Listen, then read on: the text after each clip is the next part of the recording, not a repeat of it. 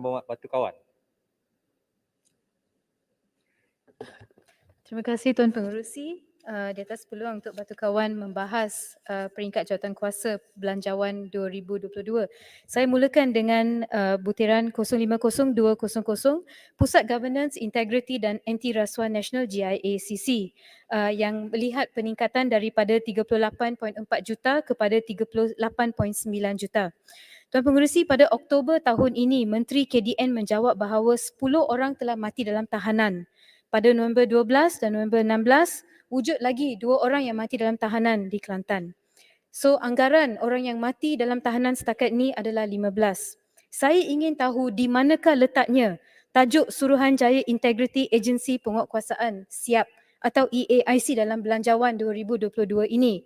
Mengapa tidak wujud di bawah GIACC atau di mana-mana dalam belanjawan ini? Dan saya ingin tahu juga berapa peruntukan yang telah diberikan pada tahun lepas dan tahun ini, memandangkan ini adalah satu-satunya Suruhanjaya yang dipertanggungjawabkan untuk menyiasat semua kematian-kematian dalam tahanan. I think it's a mockery that we can't find it here in the budget, Tuan Pengerusi. Saya juga ingin tahu apakah status Plan Anti Rasuah Nasional NACP, sejauh mana plan ini dilaksanakan, memandangkan plan ini lahir semasa Pakatan Harapan menjadi kerajaan, dan saya juga tidak lihat NACP dalam Belanjawan 2022 ini. Untuk pengetahuan dan makluman Tuan Pengerusi, dari tahun 2016 hingga Oktober tahun ini, 63 individu dari MACC telah diambil tindakan disiplin. 13 orang telah dipecat. Sekiranya ada NACP ini, mungkinkah bilangan anggota-anggota MACC ini yang telah diambil tindakan disiplin ataupun dipecat dapat dikurangkan? Saya mohon penjelasan daripada pihak Menteri. Tuan Pengerusi, saya juga ingin tahu kenapa, saya menggunakan butiran 020600 Perundangan dan Pendakwaan. Berita hari ini menyatakan SPRM hampir selesai menyiasat dakwaan penyelewengan wang dalam mitra. Yang peliknya dikatakan MACC akan menubuhkan satu task force dengan Jabatan Perpaduan dan Integriti Nasional untuk mengesahkan ketulinan dokumen yang sedia ada. Tuan Pengerusi, bagaimana SPRM boleh tubuhkan satu task force dengan satu agensi di bawah kementerian yang sedang dalam siasatan? Takkan tak ada kaedah lain? Saya menyeru untuk MACC bertindak secara adil dan bebas.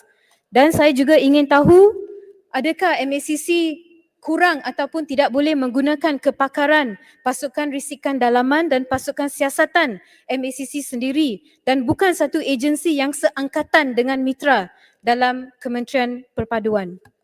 Tuan Pengerusi, saya juga ingin merujuk kepada butiran 00104 penyusunan semula masyarakat yang bernilai 50 juta ringgit.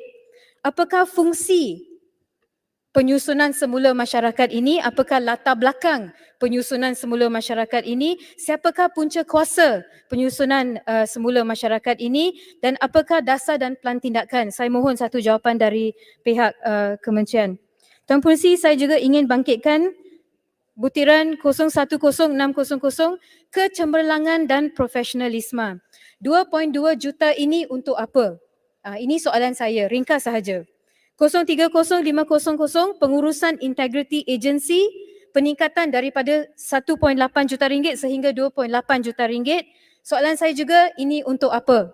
Kita lihat di sini ada peruntukan perbelanjaan, satu untuk kecemerlangan dan profesionalism, saya tak faham kenapa ada 2.2 juta, dan pengurusan integriti agensi, ini semua bawah SPRM, ada peningkatan lagi.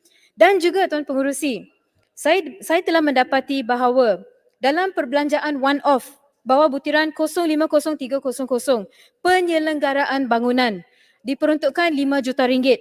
Tetapi di bawah kepala komitmen kewangan, butiran 990100, di bawah penyelenggaraan bangunan juga 6.4 juta ringgit. 11.4 juta ringgit di bawah tajuk yang sama, penyelenggaraan bangunan di bawah SPRM pada muka surat 141, dua-dua ada penyelenggaraan bangunan. Saya mohon, takkanlah di bawah SPRM ni pun ada penyelewengan dan unsur-unsur rasuah. Maka saya minta satu penjelasan daripada pihak kementerian. Tuan Pengerusi, sedikit lagi 00117 pembangunan perkampungan nelayan. Saya mohon untuk peruntukan atau bantuan kepada kaum nelayan di kawasan Batu Kawan dan saya ingin tahu apakah perincian ataupun cara untuk memohon bantuan ini memandangkan wujud juga bantuan-bantuan untuk para nelayan di bawah kementerian-kementerian yang lain. Akhirnya, second last point saya ingin menyentuh 00104 penyusunan semula masyarakat. Yang saya telah sebutkan tadi, saya masih tidak tahu apakah fungsi atau tujuannya.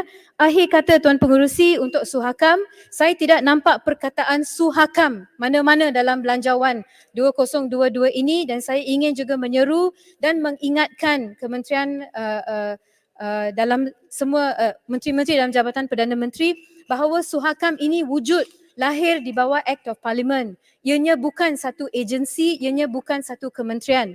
Maka saya ingin menyarankan bahawa Suhakam terletak seperti Suruhanjaya Hak Asas, Suruhanjaya Pilihan Raya, Suruhanjaya Pencegahan Rasuah Malaysia, and we must have one for Suhakam dengan peruntukan yang sewajarnya agar Suhakam boleh melaksanakan tanggungjawab mereka setakat ini untuk mendedahkan isu-isu hak asasi manusia ini yang berlandaskan semua prinsip-prinsip dalam keluarga Malaysia yang telah dilaung-laungkan oleh Perdana Menteri kita. Saya mohon jawapan daripada pihak kementerian. Terima kasih. Terima kasih. Bro Asia.